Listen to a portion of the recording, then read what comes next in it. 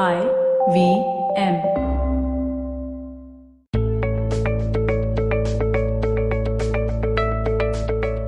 And it's another Positively Unlimited Monday.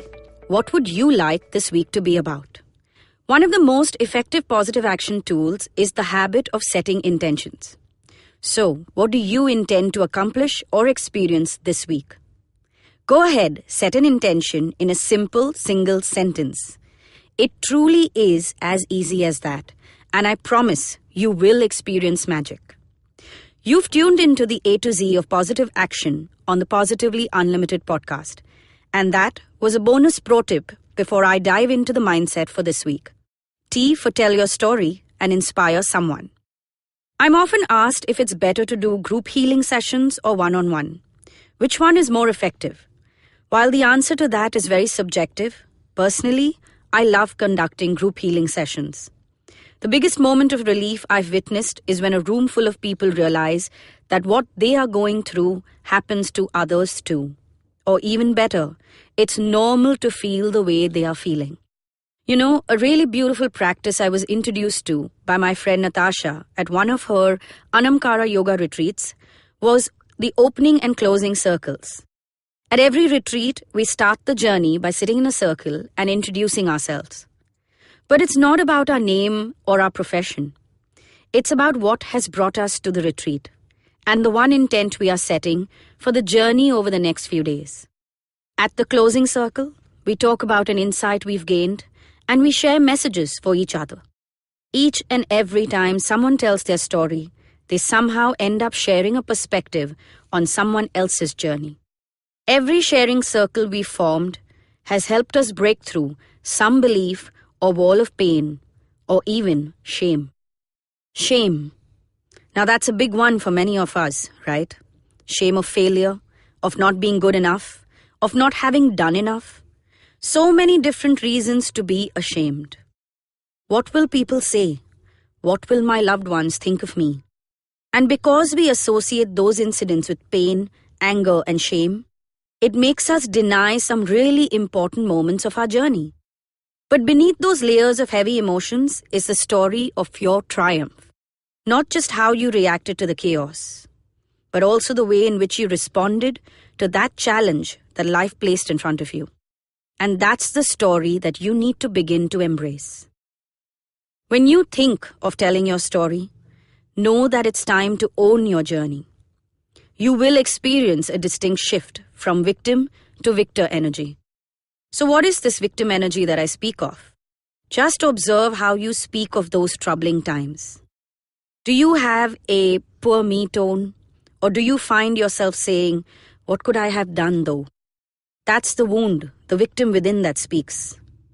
But the victor energy speaks from a space of deep acceptance and vibrant awareness of all the lessons and blessings that came through from that time. Even when the victor within says, I now know there was nothing I could have done, it will be followed with a, and I'm glad because it changed me for the better. I'm wiser, stronger for it now. The victim stands in powerlessness. The victor stands in faith. So think about the struggles of the past and find your faith by looking at it from a different perspective. Something I spoke of in the previous episode, S for see things from different perspectives. I hope you have bookmarked the previous episodes. I'm sure there are lots of gems there every time you listen to it again. Anyway, here's a word of caution though. Telling your story can and should never be about boasting. It's always about acknowledging yourself, putting your life into perspective, and inspiring someone along the way. If your ego is telling your story, know that the victim within reached out to the bouncer within. Yes, the ego is my self-worth's bouncer, and it will stand tall when I'm in danger or I'm afraid. It will speak loudly to cover up my fears. It will use words of grandeur when it's compensating for my badgered self-worth. Be careful, watch your words, listen to yourself. Owning your story is to narrate it from an authentic space. And that takes courage, because you have to admit your faults and weaknesses just as you speak of your strengths that helped you get through. So how should you tell your story from a space of love and authenticity? I run a series of blog posts on my website, circleofpositivity.com, called Everyday People. In that, I ask different people 3 simple questions. And even in my Positive Action self-help journal, I share these same 3 questions to help readers understand the magic that they've experienced. So here's question number 1. Describe a challenging incident of your life, something that changed you or your life. Number 2. Looking back, what was the mindset that helped you push through this or overcome this challenge? And question number 3. One life tip for others, a way of thinking, a perspective, or an action that helped you pull through the ups and downs of life. Now take these answers and share it with 3 people you know or have just met who you think are facing something similar and need to know that what they are dealing with happens to others too. That there's a way to overcome the challenge and rise up stronger and better for the experience. When you tell your story, you own your journey. There's nothing to be ashamed of, not even those choices you made that you now believe were a mistake or just plain wrong. It's okay. Life is a game of learning. Forgive yourself and move on richer than before. And while you move forward, help pull someone ahead along with you. Always remember, knowing we are not alone, that we are in this together, is possibly the biggest gift we can give each other. One of my daily practices that helps keep my life in perspective is a gratitude practice.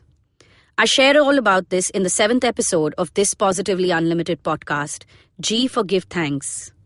You can tune into all the earlier episodes on IVM Podcast app and website.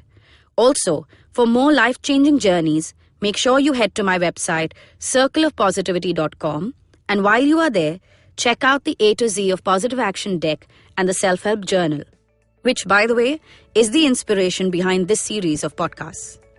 New episodes are out every Monday, so put that reminder for next week when I'll be talking about understanding ourselves better, learning to be our own best friend.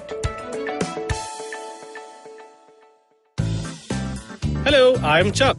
I'm Shrikip. And I'm Naren. And together we are the hosts of the podcast Simplified.